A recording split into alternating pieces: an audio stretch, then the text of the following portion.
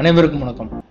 Railway recruitment board, ministry of railways, government of India இதில் தான் வந்து டெக்னீஷியன் ரெக்ரூட்மெண்ட் வந்து பிப்ரவரியில் வந்து வெளியிட்டிருந்தாங்க. ஸோ இப்போ அந்த வேக்கன்சி எல்லாமே இன்க்ரீஸ் பண்ணி 14,000க்கும் மேற்பட்ட வேக்கன்சி தான் வந்து இந்த ஆர்ஆர்பியில் வந்து இப்போ வெளியிட்டிருக்காங்க. இதற்கான அப்ளிகேஷன் வந்து 2/10/2024 வந்து ஓப்பன் ஆகுது. இதற்கான அந்த நோட்டிஃபிகேஷனை தான் வந்து இப்போ நம்ம பார்க்க போகிறோம்.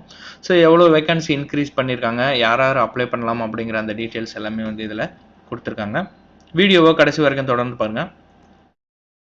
Government of India, ministry of railways, railway recruitment board technician grade 3 கேண்டிடேட்டுக்கான இந்த நோட்டிஃபிகேஷனில் தான் வந்து 27/9/2024 வந்து வெளியிட்டிருக்காங்க. இதில் வந்து காரிஜெண்டம் வந்து அடண்டம் வந்து கொடுத்துருக்காங்க. 15 நாட்களுக்கான விண்ணப்ப திருத்த காலம் வந்து 2/10/2024 16/10/2024 நீங்கள் அப்ளை பண்ணிக்கலாம். இதற்கான அஃபிஷியல் வெப்சைட் www.rrbapply.gov.in.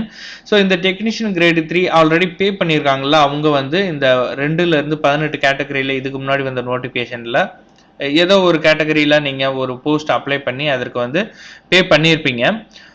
ஸோ அவங்கள தான் வந்து கேண்டிடேட்டாக வந்து இப்போ வந்து கருதப்படுவாங்க. அதாவது இவங்க தான் வந்து 2/10 16/10 நீங்கள் எந்த ஒரு விண்ணப்பமும் செலுத்தாமல் வந்து அடிஷ்னலாக, அதாவது எக்ஸ்டெண்ட் பண்ணியிருக்கிற அந்த கேட்டகரி 40 கேட்டகரி வரைக்கும் கொடுத்துருக்காங்களா, அதில் நீங்கள் ஏதோ ஒன்றுக்கு வந்து நீங்கள் அப்ளை பண்ணிக்கலாம்.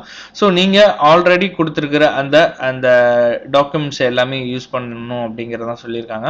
ஸோ 2/18 விண்ணப்பிக்க மற்றும் சேஞ்ச் பண்ணுறதுக்கான அந்த புதிய கேட்டகரியாக தான் வந்து 19-40 வந்து பயன்படுத்தலாம் அப்படிங்கிறது. 2-40 நீங்கள் மாற்றிக்கலாம் அப்படிங்கிறது. அடுத்து உங்களுடைய கல்வி தகுதி, புகைப்படம் மற்றும் கையொப்பம், அதாவது சிக்னேச்சர், இது எல்லாமே வந்து அந்த கிரேடு 3 இதில் வந்து மாற்றுவதற்கான அந்த ஆப்ஷனும் வந்து நீங்கள் வந்து உள்ள லாகின் பண்ணுறப்ப நீங்கள் பார்க்கலாம். ஸோ புதிய விண்ணப்பத்தை சமர்ப்பிக்கக்கூடாது. புதுசாக வந்து எந்த ஒரு அப்ளிகேஷனையும் வந்து நீங்கள் கொடுக்கக்கூடாது.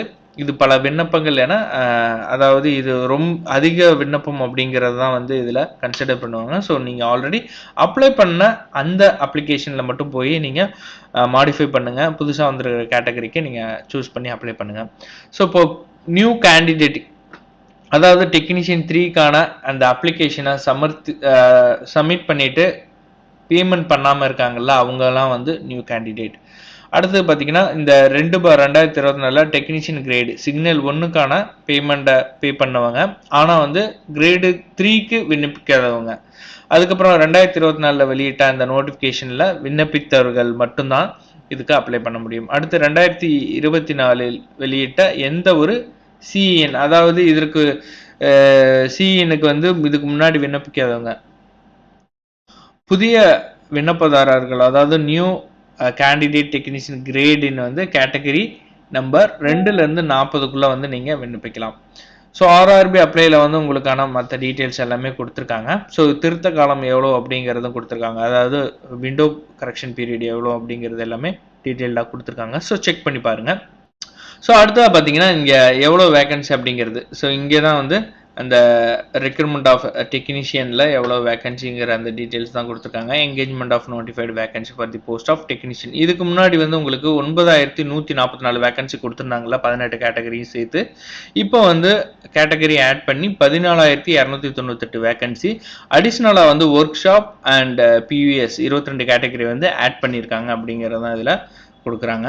ஸோ இதில் வந்து உங்களுக்கு நேம் ஆஃப் தி போஸ்ட்டு, அதுக்கப்புறம் பார்த்தீங்க அப்படின்னா என்ன லெவலு, என்ன மெடிக்கல் ஸ்டாண்டர்ட் என்ன இருக்கணும், டிசபிலிட்டி சூட்டபிளா அப்படிங்கிறது, மினிமம் எஜுகேஷனல் குவாலிஃபிகேஷன் ஒவ்வொரு அந்த போஸ்ட்டுக்குமே இந்த புதுசாக ஆட் பண்ண டெக்னீஷியன் போஸ்ட்டில் ஒர்க் ஷாப் அண்ட் ப்ரொடக்ஷன் யூனிட்டுக்கு வந்து கொடுத்துருக்காங்க. டெக்னீஷியன் கிரேடு 3ல telecommunication, carpenter, electrical, power, train லைட்டிங்னு சொல்லி 40 வரைக்கும் வந்து இந்த வேக்கன்சி வந்து கொடுத்துருக்காங்க.